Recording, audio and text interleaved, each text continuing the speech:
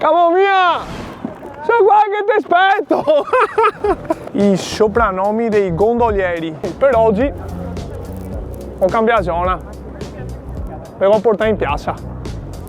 Allora, qualche gondoliere operativo ce l'abbiamo.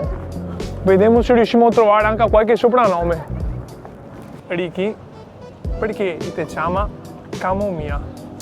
Allora, è un discorso che parte da lontano e che nessuno sa probabilmente. Mio zio, che faceva il gondoliere, come adesso non ho i capelli, però una volta avevo i capelli lunghi, biondi, però d'inverno erano scuri. Sì. Allora mio zio mi diceva, ma ti lavi i capelli con la camomilla?